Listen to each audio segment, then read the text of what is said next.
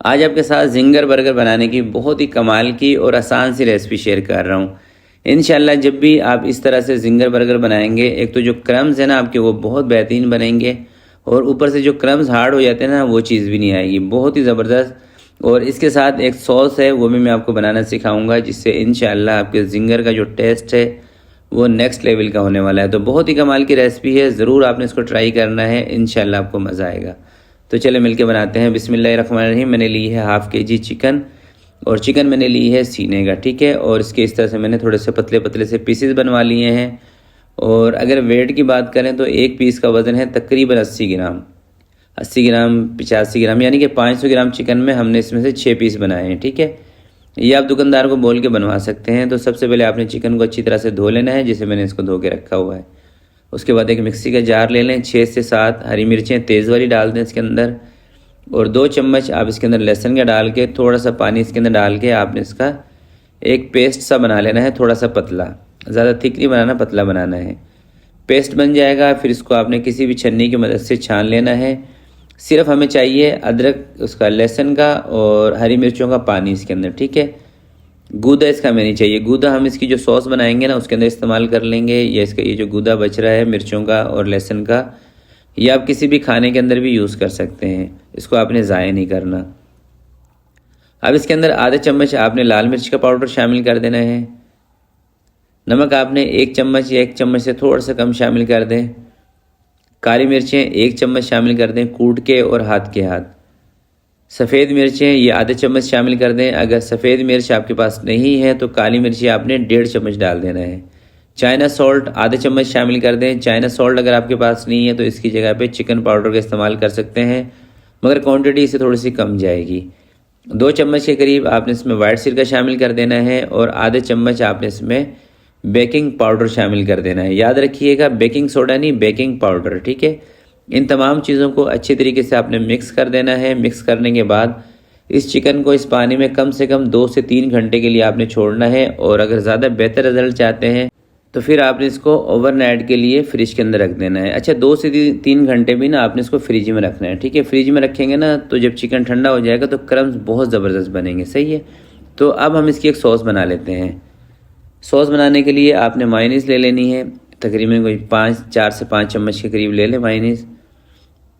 और जितनी मायोनीज़ हो इससे थोड़ी सी कम आपने दही ले लेनी है, यानी कि 3 से 4 चम्मच के करीब इसके अंदर दही ऐड कर दें, और बहुत ज़्यादा खट्टी नहीं होनी चाहिए दही। कुटी हुई काली मिर्चें आधा चम्मच, सफ़ेद मिर्चें ये भी आधा चम्मच। अगर सफ़ेद मिर्च आपके पास नहीं है तो कुटी हुई मिर्चें फिर आपने 1 चम्मच लेनी है। वाइट सिरका इसके अंदर 1 से 2 चम्मच शामिल कर दें, और बाद में आप टेस्ट कर लीजिएगा। अगर आपको इसमें खटास थोड़ी सी कम लगे तो वाइट सिरका ज़रा सा और ऐड कर सकते हैं। 2 चम्मच हरी मिर्चों का और लहसुन का जो गूदा बचा था ना, जो पल्प बचा था, वो आपने इसके अंदर डाल देना है, और इसको अच्छे तरीके से मिक्स करके इसका नमक और मिर्च चेक कर लेना है। नमक वैसे मेरे हिसाब से सही रहेगा, क्योंकि मायोनीज़ के अंदर नमक थोड़ा सा तेज़ होता है। अगर नमक फिर भी आपको कम लगे तो 1-2 चुटकी ऐड कर सकते हैं। ये मैंने लिए है 4 से 5 चम्मच के करीब टमाटो केचप, और ये केचप मेरा खुद का बनाया हुआ है, और इसकी वीडियो आप मेरे यूट्यूब चैनल पर और टिकटॉक पर देख चुके हैं। 4-5 चम्मच केचप के अंदर आधे चम्मच आपने कुटी हुई मिर्चें शामिल कर देनी है, और 1 चम्मच आपने इसमें वाइट सिरका शामिल कर देना है। अच्छे तरीके से इसको मिक्स कर लेना है। ये भी एक बेहतरीन किस्म की सॉस आपकी रेडी हो जाएगी। और जब ये 2 सॉसेस आप जिंगर के साथ इस्तेमाल करेंगे, यकीन करें आपको मज़ा आ जाएगा। तो तकरीबन 2 से 3 घंटे इसको मैंने रखा था फ्रिज के अंदर। और अब इसका बनाने का तरीका ये है कि एक पीस निकालें और किसी भी बड़े से बर्तन में मैदा रख लें, तकरीबन हाफ़ के-जी के करीब। आप क्या करते हैं, ज़रा सा मैदा लेते हैं और छोटा सा बर्तन ले लेते हैं, इसी वजह से आपके क्रम सही नहीं बनते। एक तो बर्तन थोड़ा सा बड़ा होना चाहिए, और मैदे की क्वांटिटी थोड़ी सी ज़्यादा होनी चाहिए, ताकि अच्छे तरीके से आप इसके ऊपर मैदा कोट कर सकें। और पानी आपने थोड़ा सा लेना है ठंडा। एक दफ़ा मैदा लगाएं, उसके बाद इसको पानी के अंदर उठा के डाल दें, चंद सेकंड पानी में रहने दें। ठंडा पानी होगा तो अच्छे क्रम्स बनेंगे। दोबारा से जो आपने मैदे की कोटिंग करनी है तो हल्का हल्का सा ना आपने इसको मसलना है, ताकि इसके ऊपर अच्छे से क्रम्स बने, हल्के हल्के हाथों से, यानी कि मैदा भी लगे, और हल्के हल्के हाथों से ना फिंगर की मदद से इसके ऊपर आपने क्रम्स बनाने हैं। चंद सेकंड आप ये प्रैक्टिस करेंगे ना, बेहतरीन से क्रम्स बन जाएंगे। और उसके बाद आपने इसको अच्छे तरीके से झाड़ लेना है। जितना अच्छी तरह से आप इसको झाड़ेंगे ना उतने ही क्रम्स इसके खुल जाएंगे। ये देख रहे हैं। तो इसी तरह से सारे एक दफ़ा मैं रेडी कर लेता हूँ। उसके बाद हम इसको फ्राई करेंगे और फ्राई करने का तरीका भी मैं आपको बताऊँगा। इंशाल्लाह परफेक्ट तरीका होगा, ना तो क्रम्स आपके कड़क होंगे और ना ज़्यादा इसके अंदर ऑयल भरेगा। तो जब भी दोस्तों आप फ्राई करें तो फ्राई करते वक्त एक चीज़ का आपने ख़ास ख्याल रखना है कि ऑयल का टेम्परेचर बहुत ज़्यादा नहीं होने चाहिए, बहुत ज़्यादा कम नहीं होने चाहिए। ये देख रहे हैं बबल्स किस तरह से उठ रहे हैं, इतने बबल्स निकल रहे हैं इसके अंदर। तो आपने चिकन डाल देना है। पहले एक पीस डाल के आप ऑयल का टेम्परेचर चेक कर लिया करें, चाहे छोटा पीस डाल दिया करें। और अगर आपके पास टेम्परेचर मीटर है तो उसकी मदद से भी आप चेक कर सकते हैं।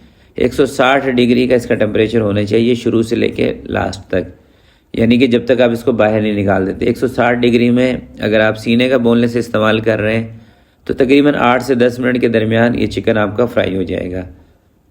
और अगर ठंडे तेल में आप इसको फ्राई करेंगे, ऑयल का टेम्परेचर कम रहेगा 160 से, तो एक तो इसके क्रम्स भी बहुत ज़्यादा कड़क हो जाएंगे और दूसरा ये है कि इसमें तेल भी बहुत ज़्यादा भर जाएगा।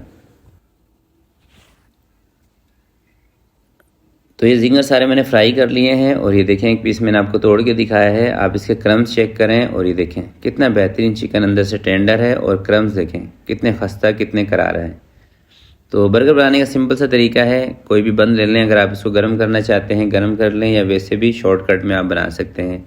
दोनों पार्ट के ऊपर आपने जो वाइट सॉस बनाई थी वो डाल देनी है।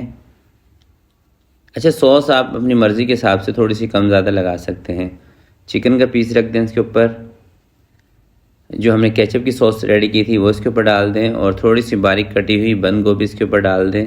सिंपल सा तरीका है जिंगर रेडी करने का और इंशाल्लाह अगर आप इस तरीके से बनाएंगे आपको मज़ा ज़रूर आएगा। एक तो सॉस बहुत ही कमाल की, जब आप इस सॉस को रेडी करेंगे ना, वाइट सॉस खासकर, जब भी आपको अंदाज़ा हो जाएगा कि कैसी रेसिपी है जो मैंने आपके साथ शेयर की है। तो इसी तरह से सारे जिंगर मैं एक दफ़ा रेडी करता हूँ, फिर आपको दिखाता हूँ। तो 4 जिंगर दोस्तों मैंने बना लिए हैं जो कि बहुत ही कमाल के बने हैं। तो आज की वीडियो के लिए इतने ही। उम्मीद करता हूँ आज की ये रेसिपी आपको पसंद आई होगी।